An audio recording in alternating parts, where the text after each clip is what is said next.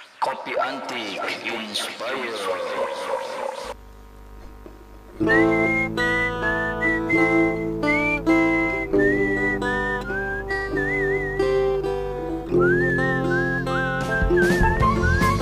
Like, subscribe, lalu ketuk lonceng. Situasi ganti. Assalamualaikum warahmatullahi wabarakatuh. Baraya Kopi Antik Inspire kembali berjumpa bersama saya Abah Aslun di Sarkim Nakula Jaya Perkasa. Seperti biasa, saya hari ini ditemani oleh produk kopi antik. Di sini ada kopi robusta dan arabica, produk dari tanah Wangun Jaya. Dan juga ada yang dari Garut, kopi Garut, juga ada dari kopi Ciwidey dan juga Gunung Puntang. Dan hari ini produk kopi antik ini diperkaya lagi dengan diproduksinya Mug Cantik dan Antik Kopi Antik. Bagi baraya Kopi Antik Inspire yang menginginkan barang-barang ini, produk-produk kopi antik ini, silahkan bisa menghubungi manajemen.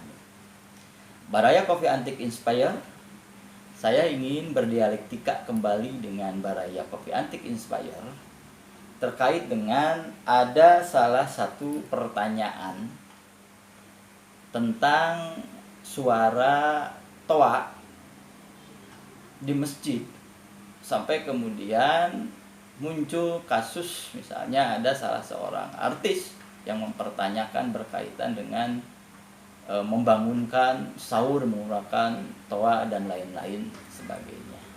Tentu ini sebetulnya satu masalah, kalau yang kita jadikan masalah sederhana ya sederhana, tapi kalau kita mau jadikan ini sebagai masalah yang yang dilematis juga sebetulnya adalah dilematis. Cuman saya tidak ingin mendilematiskan persoalan ini karena bagi saya sebetulnya ini adalah persoalan yang sederhana. Kenapa? Karena sejak zaman dulu sebetulnya berkaitan dengan suara toa itu kan sebetulnya tidak menjadi persoalan bagi masyarakat muslim. Apalagi ketika menjelang waktu-waktu bulan Ramadan, ketika banyak orang melaksanakan syiar-syiar untuk bulan Ramadan. Nah, cuman kalau seandainya kemudian hal yang seperti ini terjadi pada masyarakat yang lebih heterogen, kalau homogen misalnya kaum muslimin saja cenderung sebetulnya itu tidak menjadi persoalan, tinggal nanti mungkin persoalan waktunya yang mesti dischedulkan dengan baik, sebab ternyata jangan sampai kemudian kita ingin bersyiar berkaitan dengan nilai-nilai ajaran Islam, berkaitan dengan agama Islam, tapi sisi yang lain ternyata ada saudara-saudara kita yang sedang sakit, yang membutuhkan kesunyian. Ada ibu yang punya anak kecil yang membutuhkan kesunyian dan lain-lain sebagainya. Tentu ini yang harus dirapikan berkaitan dengan persoalan waktunya, schedule-nya yang tepat. Tapi kalau dalam masyarakat yang heterogen, seperti misalnya ada umat Muslim, ada umat Kristen, ada umat agama yang lain dan lain-lain sebagainya, tentu kita harus bijak juga berkaitan dengan suara-suara yang dimunculkan di masjid, terutama melalui toa dan lain-lain seterusnya. Jadi sebetulnya ini membutuhkan kebijakan di antara kita sebagai seorang muslim. Karena satu lagi, Islam itu dikenal sebagai agama yang rahmatan lil alamin. Salah satu di antara model rahmatan lil alaminnya tadi, Islam itu memberikan kesejukan bagi yang lain, memberikan ketenangan bagi yang lain, memberikan keselamatan bagi yang lain, memberikan rasa nyaman bagi yang lain. Tapi kalau seandainya kemudian ada di antara aktivitas kita yang justru tidak memberikan ketenangan kepada yang lain, tidak menyenangkan bagi yang lain, tidak memberikan ketentraman bagi yang lain dan lain sebagainya, tentu ini satu hal yang harus kita pikirkan, tapi bukan ditinggalkan. Kita pikirkan dalam arti waktunya yang harus benar-benar tepat dan bijak. Kapan kira-kiranya kita melaksanakan syiar di masjid menggunakan pengeras suara dan lain-lain sebagainya. Jangan sampai kemudian tadi Satu sisi Islam itu menjaga nilai-nilai keselamatan, ketenangan, dan sebagainya, tapi pada kenyataannya kemudian justru memberikan hal-hal yang sebaliknya. Tentu inilah yang harus kita hindari. Oleh karena itu kalau saya sih sebetulnya sederhana. Alangkah baiknya kalau misalnya di masjid ini cukup mendendangkan itu adalah suara azan. Ini yang wajibnya.